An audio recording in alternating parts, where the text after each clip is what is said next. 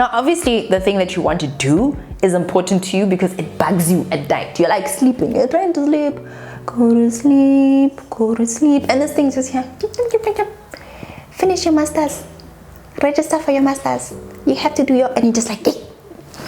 You're trying to live your life and you're already busy. You already feel overwhelmed, but this thing is important to you, and you know that somehow you have to create the time for that thing to happen.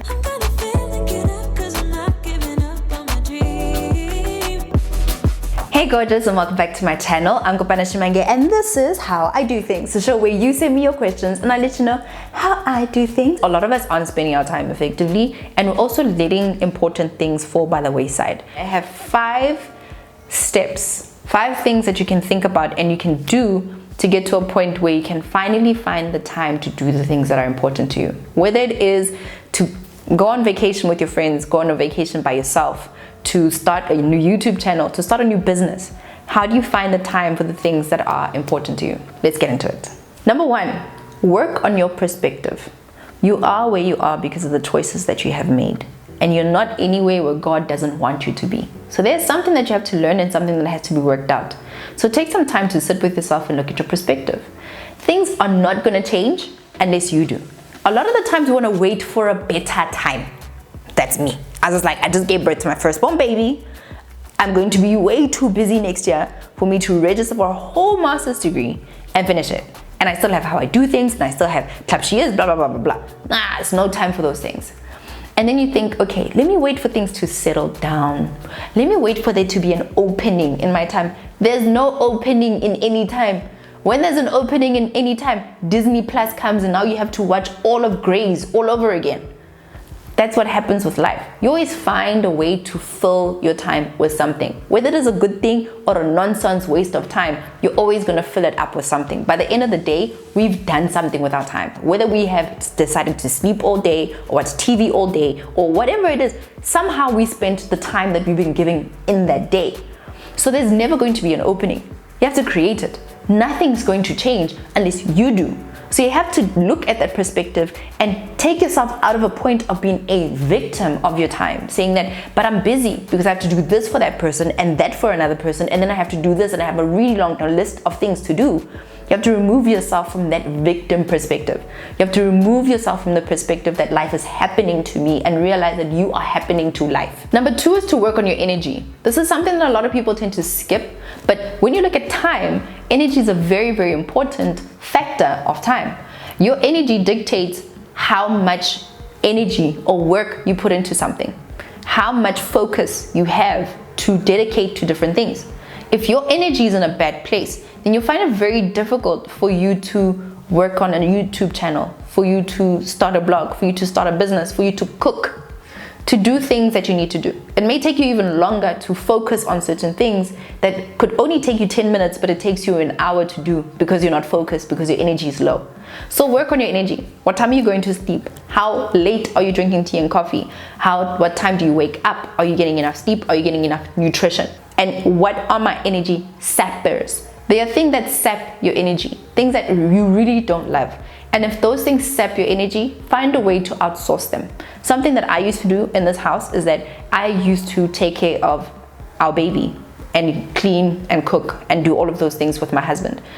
When we had our second baby, we made the decision to get somebody to help us, because things that used to sap my energy was cleaning the house. Yes, I can clean the house, but it saps my energy. Not only that, but it also saps my time. And having somebody help with that actually gives me energy, and it also gives me time. So what are the things that are draining your energy? Get rid of those. And what are the things that are adding to your energy? Increase those things. Then number 3, we finally get to working on your time. Now you see, you work on your perspective first, then you work on your energy, and then you look at your time. A lot of the times we jump straight into remove this, add this, remove this, add this into managing our time. But the truth is, when you're working on your time, your energy is a very huge factor of that, because you may think that it takes you 2 hours to clean your house, but it actually takes you 30 minutes. And the reason why you're taking so long is because you really don't have the energy to do that. So when you work on your energy first, you get to see that certain activities that take me longer to do actually take a shorter period of time because of the energy that I have. And certain things that I'm doing, I shouldn't actually be doing them at all because they're draining my energy instead of adding onto my energy. So once you've eliminated those things and once you've worked out certain elements of your energy, you actually give yourself more time. And this is now when you start to look at your daily productiveness. What do I do from the time that I wake up and the time that I go to sleep? Your sleep time is also an important thing for you to look at, because sometimes you're sleeping for way too long or sometimes you're sleeping for way too short, and that can be an energy drainer. So by the time you look at your time, activities, what do I do, then you can be more productive and efficient in dealing with it. So now you look at your time and you say, okay, I'm actually sleeping at the wrong time and I'm waking up at the wrong time. It's making me feel sleepier than I need to. It's draining my energy. If I wake up at a time that is better, when the world is waking up, the world gives you energy. The sun rises and it also gives you energy with that rise. And if I align my wake up time with that, maybe I'll feel much better with myself. And instead of running to go make coffee, what if I take a few breaths outside before making my coffee, and that gives me more energy as well. As you can see, your time then starts to be worked out differently. You start to eliminate some of the things that you do. One thing that you can do to save yourself time is to look at your phone and see how much time do you spend on social media, how much time do you spend on your emails, how much time do you spend on your phone, and set limits. This will help you a lot.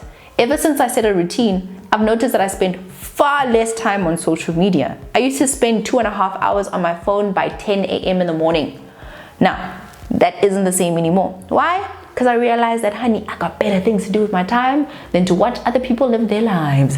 I've got a life to live too. Look at those. Setting limits for yourself on your phone is a huge game changer. If there's certain apps that are taking too much of your time, delete them for a time period until you work out a good routine, and then when you have more discipline, you can get them back. Number 4, create a routine. Go onto your journal, go onto your calendar on your phone and work out a routine. I put everything into my journal so I don't miss a thing. I don't miss breakfast, I don't miss lunch, and I don't miss supper. I don't miss picking up my daughter, I don't miss recording, and I don't miss work. Why? Because it's all scheduled in. Do the same for yourself and you'll start to see that having a routine actually gives you more freedom, because you know which time you have to play with, you know which time you don't have to play with.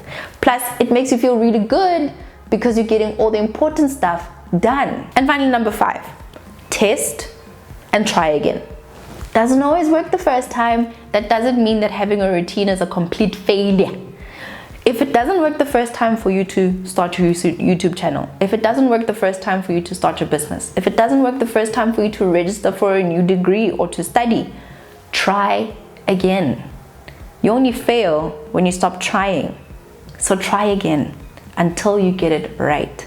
It gets better and better the more you try. That's what I did. I looked at my perspective and I stopped treating myself like a victim. I looked at my energy, the things that are sapping away my energy and the things that are giving it to me. And then I looked at, how am I spending my time right now?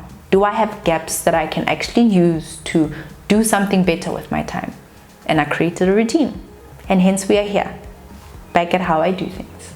I hope that this video helps you out. Let me know in the comment section down below what you want us to chat about in our next cozy conversations.